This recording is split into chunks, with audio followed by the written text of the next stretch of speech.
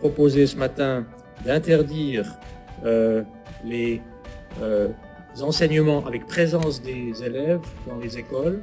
Ça ne veut pas dire que nous poussons à la fermeture complète des écoles, mais que nous souhaitons éviter encore une fois, avec des raisons de santé publique, que les élèves se trouvent ensemble au même endroit. C'est quelque chose qui peut être réglé assez facilement dans les universités, les hautes écoles et aussi les gymnases où les cours à distance sont permis. C'est quelque chose qui demande un peu plus d'efforts, évidemment, dans le domaine des écoles obligatoires. Et dans ce cadre-là, les cantons peuvent prévoir des solutions d'accueil. Les cantons sont fortement invités à prévoir des solutions d'accueil.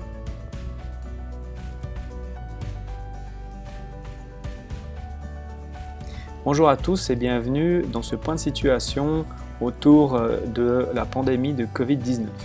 Maintenant, si on s'intéresse à la répartition par canton, on voit que le canton de Vaud c'est le plus impacté, c'est la ligne verte ici.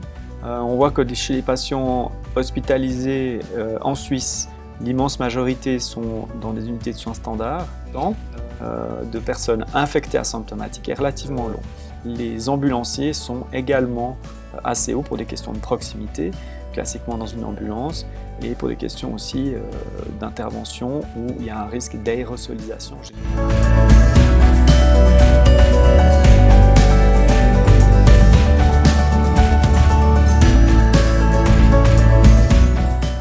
Les signes que vous allez rechercher sont des brûlures du visage et ou du cou, de la suie sur les vibrisses étant les poils du nez. Pour vous, ambulanciers, c'est qu'ils s'attendent à être aidés, secourus, traités et aussi écoutés.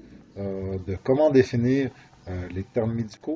Sachez que tout ça est dynamique, détecter ces STEMI, parce que le STEMI c'est typiquement une lésion dite transmurale. C'est le syndrome d'hyperventilation.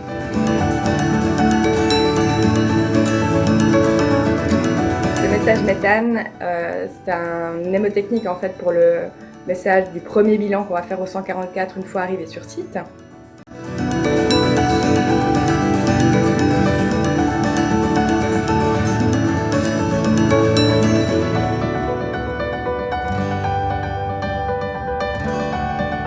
Le but c'est de décharger la centrale, et c'est-à-dire qu'on fait un centre de communication opérationnel sur place.